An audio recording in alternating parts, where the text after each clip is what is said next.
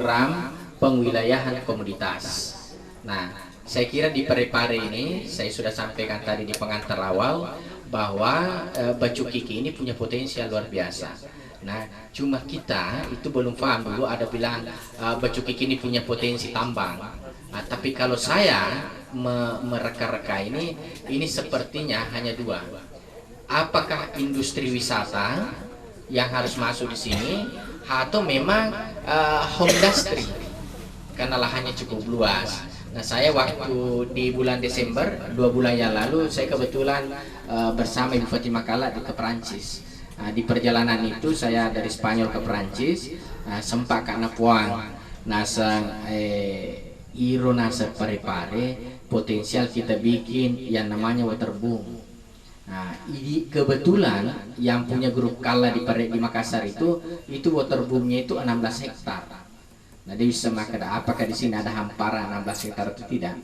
Itu mempekerjakan itu 5.000 orang. Ya, 5.000 orang.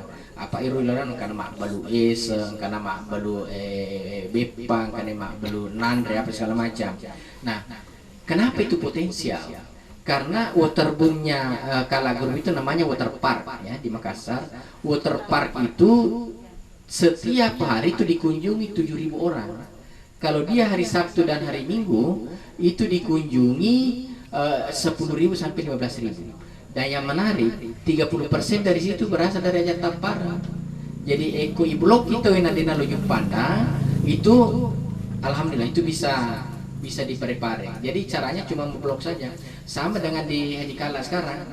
Saya lagi bangun ini 34 miliar itu 1,4 hektar. Yang saya bangun itu adalah menjadikan Haji Kala Parepare pusat distribusi Toyota. Jadi rokoto membeli Toyota Polima tuh mulai dari Mamuju, Polewali, Pinrang, Sidrap, Toraja, Goa Toraja, Luwu itu dia nang perlu di Panda aku di Parepare.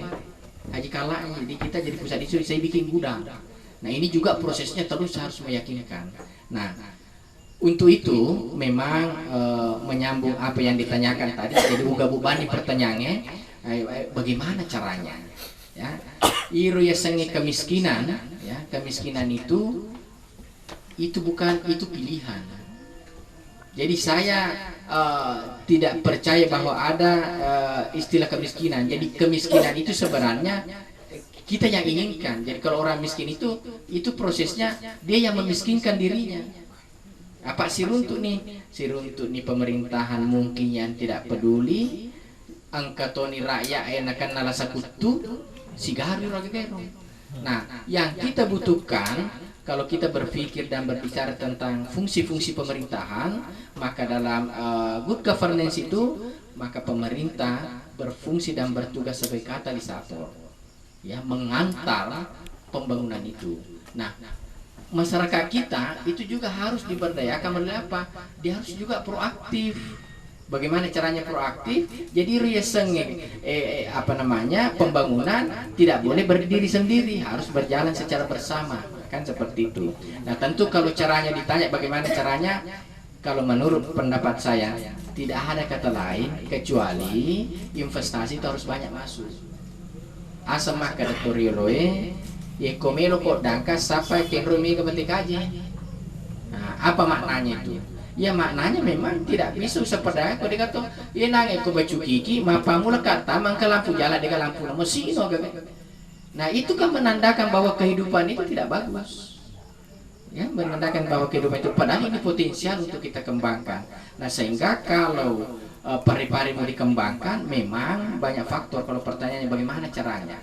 Nah, fungsi-fungsi pemerintahan saya sudah ini masuk ke teknis. Kita ada banyak SKPD, ya, mega dinas-dinas. Saya bilang, dega aturan nama kadiro proyek wali kota mesti bagai, itu aturan nama kepala dinas mesti bagai, jalankan nih. Tapi menurut saya supaya terjadi pemberdayaan, maka wali kota tidak perlu terlalu urus yang namanya proyek, ya. Tinggal bagi ke SKPD saja. Nah, tinggal pemerintah wali kota itu papa di kepala sekolah, papa di guru, sure kepala dinasnya jamin tapi dinilai, kan? Ya kodena pajoke secara medece, ya, dan pajoke secara medece, disitulah dasar untuk menilai kinerja. barulah ada istilah promosi, ada istilah demosi, ada istilah punishment ya. Jadi dia nawak di maka gara-gara simpul mi ya.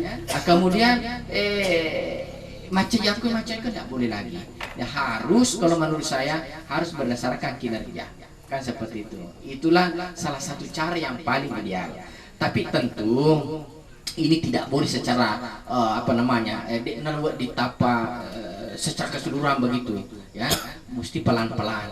Bagaimana pelan-pelannya? Taruh misalnya seperti yang saya selalu pikirkan, Parepare ini ada 30 SKPD ya. Dari 30 SKPD itu, kalau kita mau jadikan Parepare ini kota servis, maka saya berpikir 8 sampai 12 SKPD kepala dinasnya itu betul-betul yang punya potensi yang luar biasa. Karena ada prinsip the right man on the right place, the right place on the right job. Artinya aja mulai ngisi di urusan orang